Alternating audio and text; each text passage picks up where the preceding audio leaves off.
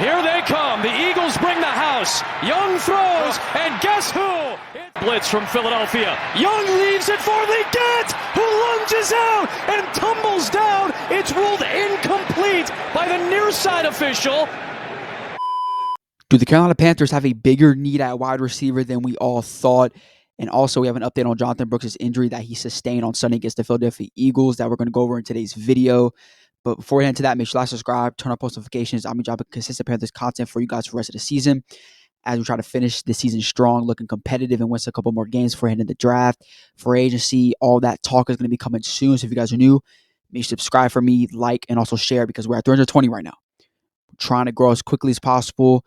And I would not be where I'm at right now without you guys anyway. So I appreciate all the support from you guys.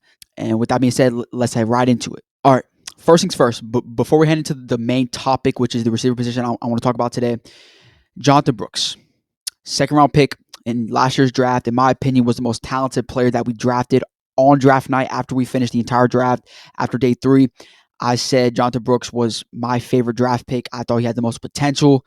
You saw at Texas, if you guys watch college football, you saw it in the highlights, the tape that he put out during the draft process. He easily had, in my opinion, the best film out of all the guys we drafted. Him and Trevor Wallace are like my 2 favorite picks that we made in the draft in general. This hurts. He came back 3 weeks ago against the Chiefs. Barely played against the Chiefs because I think we were trying to ramp him up a little bit because he did sustain an ACL tear. Those are hard to come back from, and you don't want to get another one because that sucks. I mean, it does. ACL tears are they're so hard to come back from because of the time that it takes, and also because it's just if you get more and more of the same one, which is in his right knee, and he's going to be out for the rest of the season now in the same knee, it sucks. It sucks. So, and we saw the potential too, like whenever he came back and he actually played, when he was able to, he made plays, specifically in the receiving game, because we know Chuba Hubbard is RB1 when it comes to every down back, because he proved it last week after he fumbled against the Bucs and kind of lost us that game, if you want to put it that way.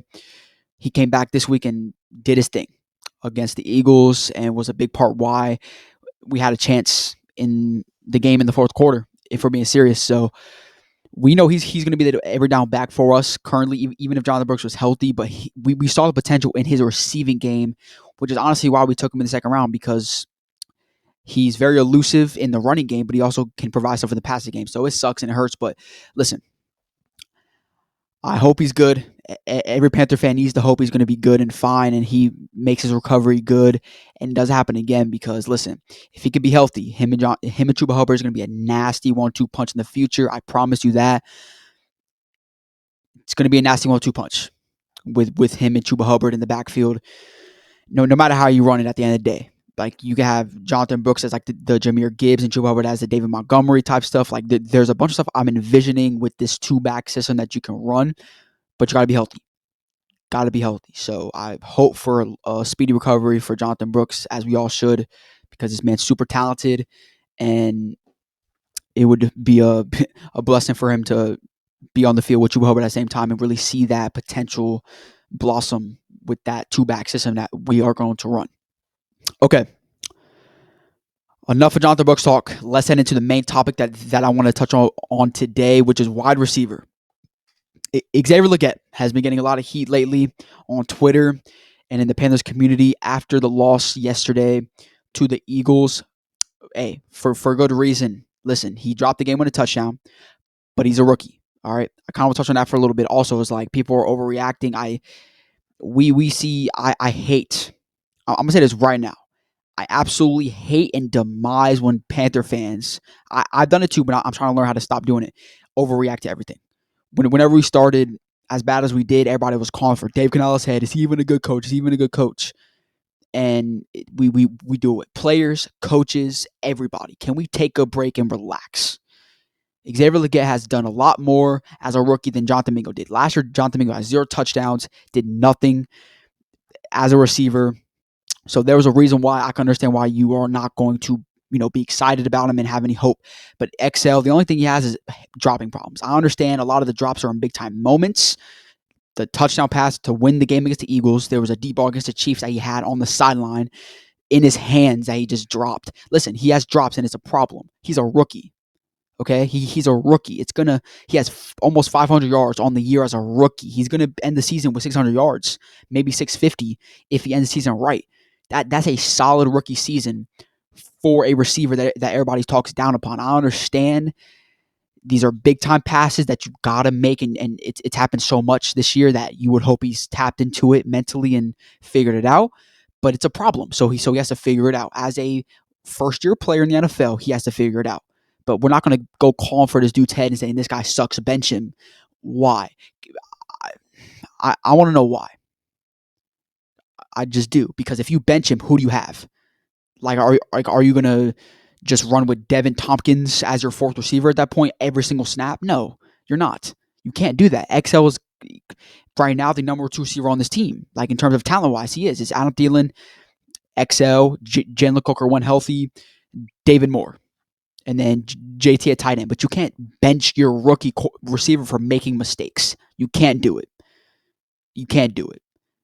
I'm sick of Panther fans overreacting on a couple things, especially when it's a young coach or a young player, and then a year later, it seems like the entire fan base loves him. How about the people that were talking down upon this player or this coach stand on business and not come back and be like, oh, I was one of the one that was saying he's going to be so good. No, you weren't. No, you weren't. Okay. Now, if you take accountability and say I was wrong about this, this, and this, then that's fine, right? But if you're just pick a side. Okay, but I preach patience. If he's a rookie, he's a young player or young coach like Dave Canales has absolutely proven why he's going to be a great head coach. But just a couple weeks ago, before Bryce came back, everybody was like, Dave Canales should be fired. He sucks. He's not a good coach. And now look at everybody now on the Dave Canales train. It's just the same thing with every single player, same with every young player, every young coach that we bring in. It's the same thing. Can we give it time to develop for the player or the coach, please? Because it would be nice. With that being said, receiver is still a problem. Okay. With all that being said, receiver is a definite problem still. We have Adam Thielen at the age of 33, throwing for 100, catching 100-yard games seemingly at this point. You can't allow that, because at the end of the day, Adam Thielen is not a take the top off the defense receiver at this point in his career. He's a great slot receiver that can catch 10 to 20-yard passes, but that's why we need Xavier Legette, because we need him to be that take the top off the defense. And we saw it on Sunday on that game-winning drop that when he dropped the ball. He beat C.J. Gardner-Johnson. Or no, was it Darius Slay? I don't know exactly who he beat. Honestly, I think it was Darius Slay. Oh, I don't know. No, because I think C.J. went down early in the game. So I think it was Darius Slay he beat, and then he dropped the ball. He beat him. That's the thing, and that's the receiver we need, is a take the top off a corner type of receiver. Adam Thielen is not that. If we're being serious, we're not asking Adam Thielen to run out for 50 yards and catching the ball.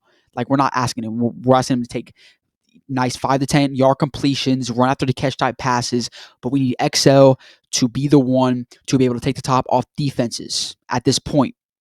Okay, which is why I'm saying Adam Thielen is great. He's at this stage in his career, he can be a number 2 receiver, and he's proven it.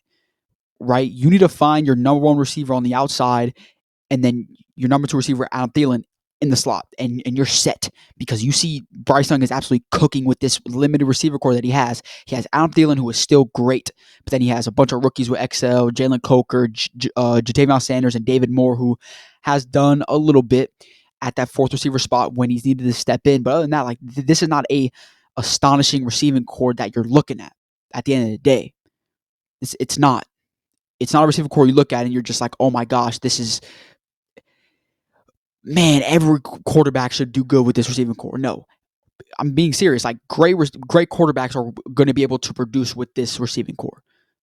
His best receiver is 33-year-old Adam Thielen, who's absolutely been great. But at the end of the day, he's not a number 1 receiver at this point in his career. He's a great number 2. I'm not going as far as saying he can't be number 2 receiver. He can absolutely be. Adam Thielen playing this good is a number 2 receiver in the league. You can put him on a team that's contending and have like A.J. Brown and Adam Thielen as a number 2 receiver. You can absolutely do that and still win a championship. Like just say you put them on the Eagles and take Devontae Smith off the team, and you had A.J. Brown and Adam Thielen. You can win a chip with that. Like, you can still have a great offense with that, because you have your A.J. Brown on the outside who can take top off defenses, and then Adam Thielen, your third down guy in the slot that you can just rely on every time. I mean, he's proven it. I mean, he can still route run with ease. He's slippery. He's still that at the age of 33. So I mean, there's no reason why he can't be number 2 receiver still until he's like 35, I think. Right? It's kind of that. And then, so again, in terms of that, receiver still a big issue. But now next topic, the draft. I want to talk about the draft a little bit because people want to touch on drafting a receiver. Listen, McMillan's great. Love McMillan. I just don't. And then, of course, Travis Hunter. But I would prefer Travis at corner, low key. I just think he's a better corner than receiver. You guys can argue with that in the comments. You have Luther Burden. I don't know if I would draft the receiver. I think there's a bigger need, and the offense looks sustainable. You have your offensive line. Clearly, it's been the best unit all season long. You have your offensive line. You have your running backs. You seemingly have a great number 2 receiver right now. Just go out there and sign T. Higgins, please. Just do it. Please don't draft the receiver. Just don't do it. Keep Adam Thielen. Keep this receiving core intact because we see Bryce can cook with this.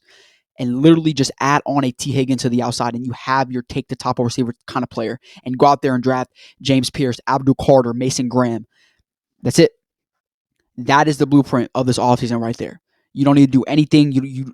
Because if you go out there and draft the receiver, there's no true number 1 receiver in this class. There's no Devontae Smith like in this class. There's no Jamar Chase, Justin Jefferson that you're looking at like this guy solely that receiver. You need to draft him. I don't care how bad your defense is. You need to get him for your young quarterback.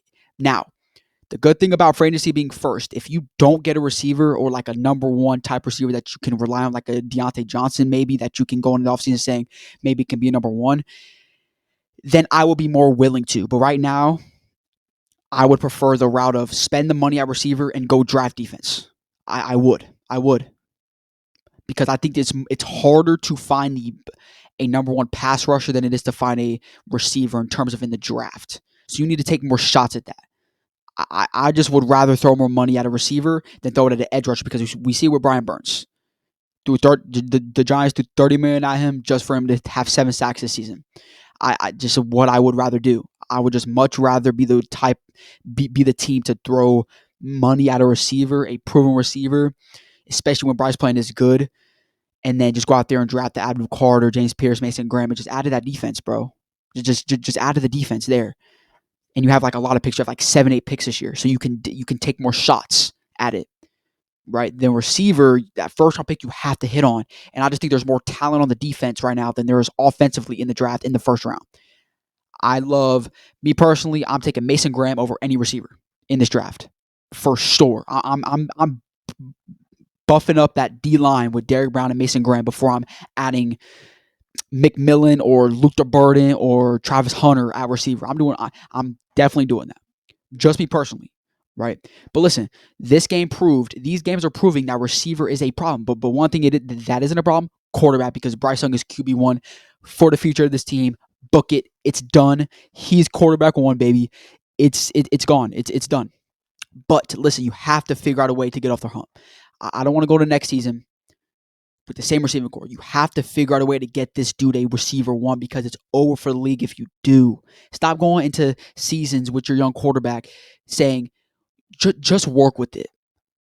No. You see the progress. Give this guy a receiver 1, like a T. Higgins type receiver. Please do it. Please do it. Please do it. It's time, right? It's time. No more rookies because I'm sick of drafting rookies that just underperform. XL is doing the best he can. I think he still struggles with drops, but listen, he's doing what he's doing what he can, and XL is going to be good in the long run. I promise you guys that. I promise you guys XL will be good in the long run. You guys got to give it time, But I'm not trying to give it time. Bryce Young is looking like an elite quarterback right now. You got to go out there and get a proven receiver. That's why I would much rather draft a Mason Graham and just put him next to Derrick Brown and just say, work with that. Then go out there and draft a McMillan, Luther Burden, and just say, hopefully this works out. And then maybe, what if it doesn't work out? It's just, you know what I'm saying? So that's just my take, man. Jonathan Brooks sucks. He went down, but hopefully, listen, the season's over. We're not making the playoffs. Chuba Hubbard's dominating. Let him sit. Get the ACL right for next season, and you're going to go next season with a great 1-2 punch at running back. Receiver-wise is a problem still. It's not as bad as last year, I think, because you're getting more production from XL than you did from Jonathan Mingo. when he doesn't drop the ball. JT is doing pretty good every game. David Moore is giving you a spark that you need at that fourth receiver spot. So you're not as bad a receiver, but just add that number one receiver. And honestly, part of it is Bryce Young just making good plays. That's just reality. Part of all the receiving core playing this good is, to be honest with you, Bryce Young. But that's another debate for another day.